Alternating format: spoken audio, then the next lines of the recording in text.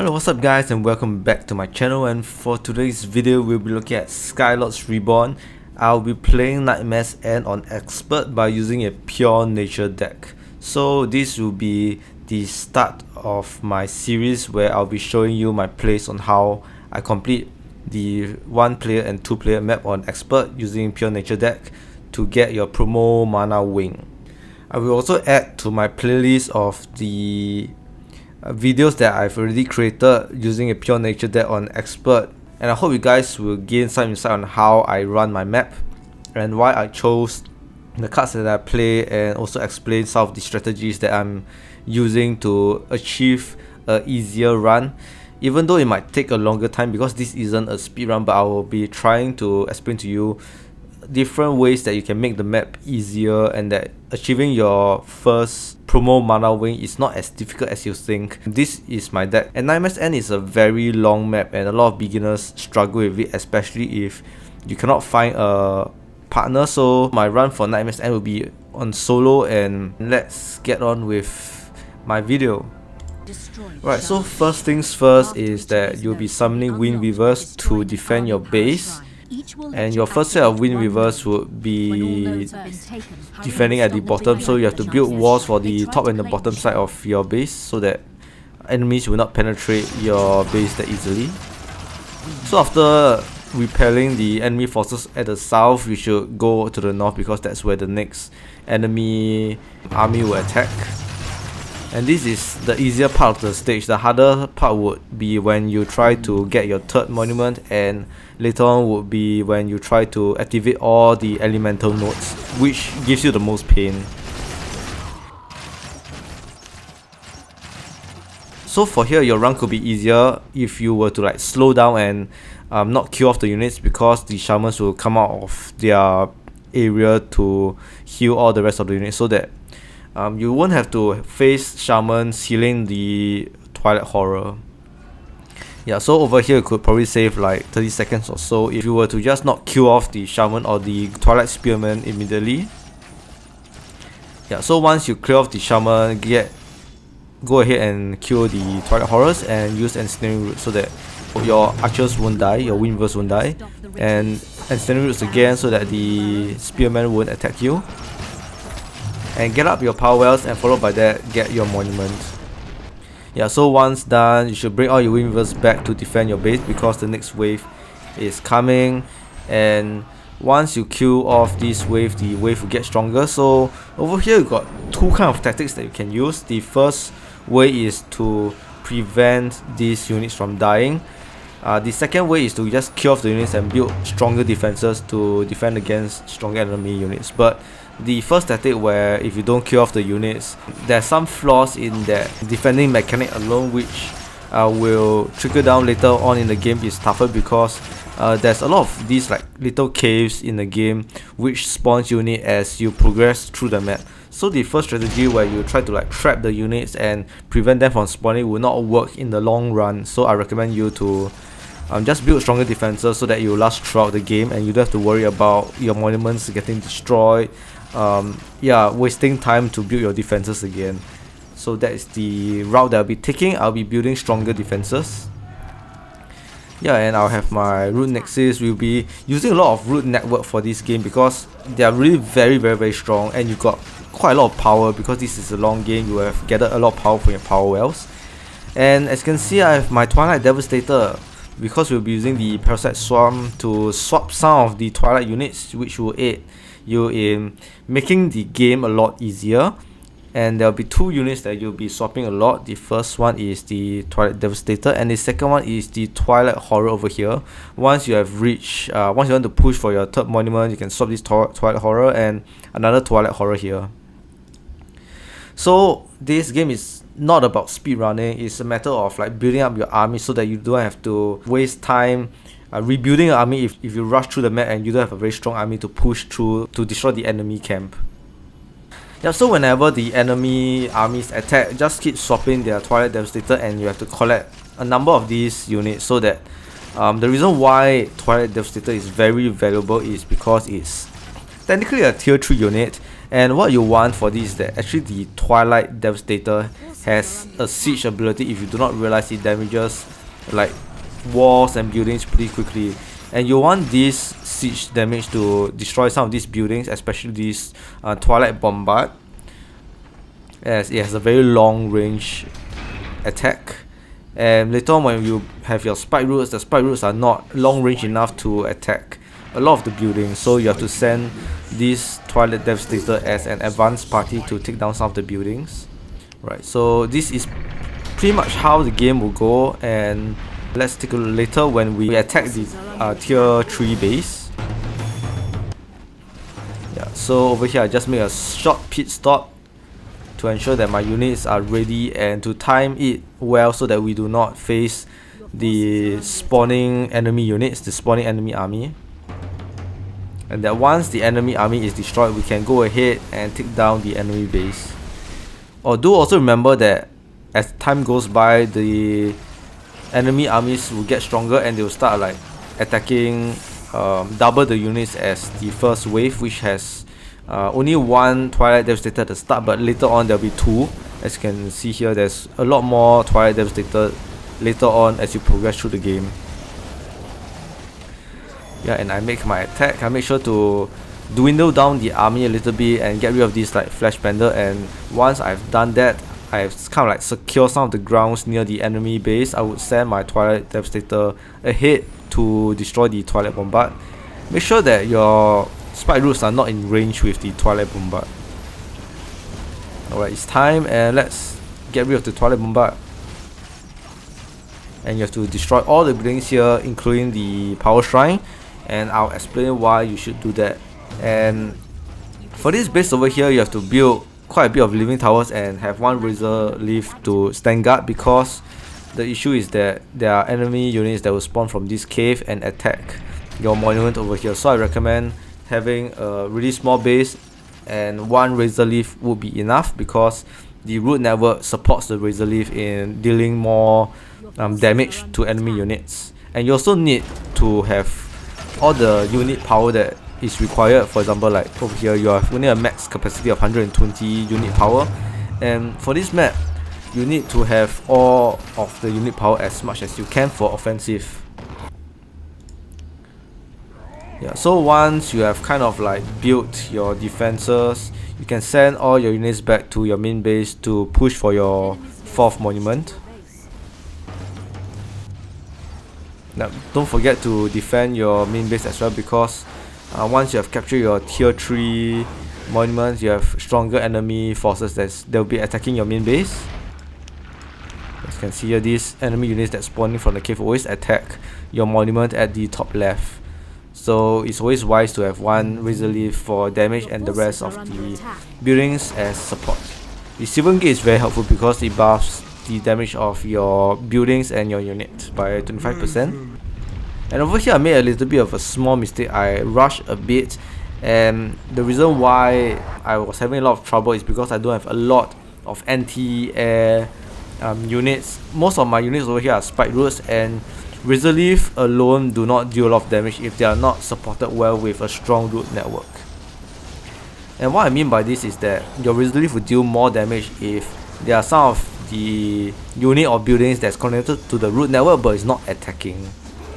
And the Twilight Death Gliders are quite a pain in the ass, so yeah, at this point I have no choice, but the best way to do this was to retreat and rebuild my army to have more Thorn Bugs. Later you see that I have to retreat because the forces is just too great, and the issue with Nightmare's End is that enemy units keep on spawning and they never stop spawning, so you really have to build a huge army, if not you are not going anywhere, especially for root network, because they take time to root themselves and uproot themselves to move forward and advance to attack the enemies.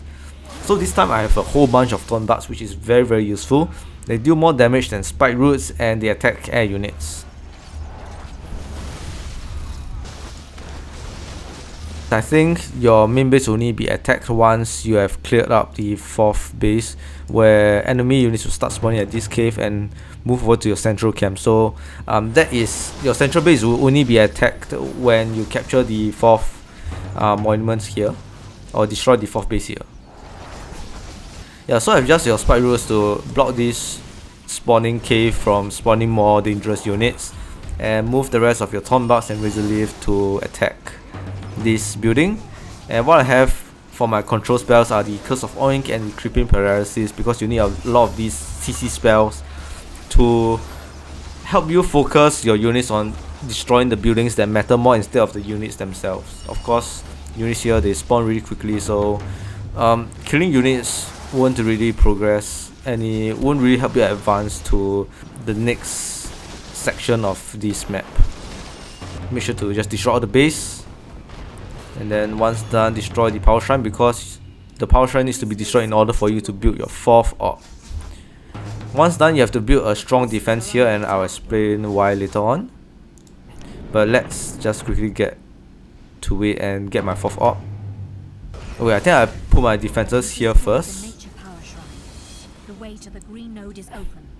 Yes, the reason why you want to build a strong defense here is that once you destroy the power shrine, this little army will spawn to protect the magic node, and if you were to kill off the units as fast as possible, they won't be able to spawn the stronger units. So by having a army here, or even a defensive spot that can get rid of these small units quickly, you will not have to worry about any like Twilight Abominations or Twilight Horrors from spawning, and you can just leisurely clear this camp out and secure this magic node without worrying that the army will come and attack your base. Yep, so once you have 4th orb, make sure to secure this defensive position first. And as you can see, this is not very effective because I have a lot of these like Spike Roots and Thornbucks, and we really want to like reduce the unit count for this, because we want more tier 4 units to destroy the last 2 bases here and capture the magic nodes. So what I did was to build more towers that would not be in range with the enemy units, so my Razorleaf will become extremely strong. So this is what I do, and I'll slowly like kill off my units here, as you can see. And yes, once you clear up the 4th base, enemy units will start spawning here and attack your main base. So at the same time, do remember to build some defenses. Very simple defense like this would last you throughout the game, like just 2 Thornbucks, 2 Living Towers and 1 Razorleaf. You don't need a very strong defense, because the enemy army here isn't exactly strong. Yep, so I've get rid of some of my units here so that I can summon the Giant Nymph and Colossus. Also, remember to build your defensive buildings at the end game area, because enemy units will start attacking the Shrouded Forge, and if you don't have, or if you lose the defenses, you would lose the game too. Of course, this is quite a budget deck, so you can swap units that are stronger than Colossus. But what I like about Colossus is that it's swift. Yes, swift ability is very fast. You want him to move around quickly, because you need a ground unit to capture this magic node. So that's why I chose Colossus. And as you can see, all my defenses are quite solid. You don't have to worry about anything. You can just carry on and destroy the 2 remaining bases. It's very straightforward. You just go there, destroy everything and come back. For the last 2 bases, it's critical that you do not destroy the power shrine, and I'll show you a method that will make your game easier on why you should not destroy the power shrines. And the issue with destroying the power shrines is that you will summon this like strong army, and I don't want to face that. I just want to destroy the magic node base as it is. So make sure you just clear off the entire base except for the power shrines. Once done, move to the bottom and clear the bottom base. Oh, what is important is that you have to build one of these Sylvan Gate, so that I will show you a very good trick that you can really capture these magic nodes as quickly as possible. But yes, do build one magic node here. It must be here and not at the bottom, and I'll explain to you why later you have to build here instead. So yeah, let's continue and look at me destroy the last base and keeping the power shrine alive. That's the most important, to keep the power shrine alive, so that you would save time later on in the game when you want to capture the magic node and not face too many armies. Oh yes, I have not shown you, but I had 1 Colossus to destroy this entire base so that I capture my magic node here, and I don't have to worry about it in the future. It will be activated all the time because of my defensive base here. Yeah, so the bottom left is the node that you have to capture first, and just leave it as captured. Alright, once you have destroyed the base, make sure to build a Sylvan Gate here at the bottom. You can also build it on the right, there's no issues. But I recommend building on the right. But because I'm trying to capture this magic node last, it doesn't really matter where you build it if you are capturing this node the last one. But if you're capturing this node as the third last one, you should build it here. And I'll explain why as we go on. Over here at the top left, I'm preparing my razor leaf to take down any enemy units that will spawn, because I'll be clearing this army. And once you clear the army, a new army will spawn here. So I'm just slowly creating more buildings. Yep, and it's pretty easy to take down army because you got like Curse of Oil or CC spells. Yep, and I just left this like the last unit alive so that it will not respawn immediately. The army will not respawn immediately, and I can just clear off this base. And I think you did not see what happened earlier on, how my units from like here teleported over to here. And what I did was that Sylvan Gate, you can toggle the tunnel exit, and what I did was to use the barrel ritual to summon 5 of my units straight to the Sylvan Gate here. And this is a trick that will really speed up your game a lot quickly, because just using the barrel ritual alone, you can just teleport to the gate here, and this is the next area where I'll click define tunnel exit and use the barrel ritual. Your forces are under attack. And yep, barrel ritual is activated and it will teleport my units here. And I just have to send one of my unit to destroy the power shrines. And the reason why I got quite a lot of time on this is because I got my razor shards to delay the army that is gonna come to recapture the magic node on the top left. So yep, send my army. Actually, you just have to send one giant wing to take it down, which I'll be doing. And once it's down, capture the node over here. You've destroyed the frost power. It's pretty easy, but make sure that because there's these like wheel zappers and a lot of these nodes, you have to separate up your units so that it all doesn't get paralyzed at the same time. It's very simple. Get rid of the base and capture the magic node. Yep, and once done, do the same thing. Activate your barrel ritual to the bottom, and have your power shrines be destroyed here at the bottom. And once the gate open, quickly destroy the base and capture the magic node. But this is where the trick will help on why I asked you to build the Sylvan Gate here. It's because this is a blockage to prevent enemy army from quickly destroying the Sylvan Gate. So I have my green piece, and that they'll be distracted by this building because they can't even attack it and delay their attempt to recapture the magic node. So that is the reason why I want you to build the Sylvan Gate closer to the spawning area. So once done, you're pretty much on your way to victory, because the easiest part of this map is the last map where you have to defend the Shard of the Forge. And just keep building all of these like Howling Shrines, Living Towers, as you slowly like destroy the bases, the enemy bases. Yep, as you go. I didn't really show you when I built this, but you have to just build it every time the charges are restored for your card. And yeah, you can actually build quite a strong defensive position here, and some thorn bars to like buff up the root network. So yeah, I think this is how you complete this map on expert. It's pretty simple. I've broken down some of the strategies that I've made to capture the magic node a lot easier, because the toughest thing about this map is capturing the magic nodes and have all 4 of them be activated at the same time, without the enemy twilight units from recapturing them again. So yeah, at this point, just make sure that you do not have your giant wing go too far and be killed, and concentrate on all of your armies in the middle here, so that you will definitely win this map. And yeah, I hope you guys enjoyed this video, and I'll be releasing more of my runs on how I complete the expert campaign maps on pure nature deck. And I'll see you guys again real soon.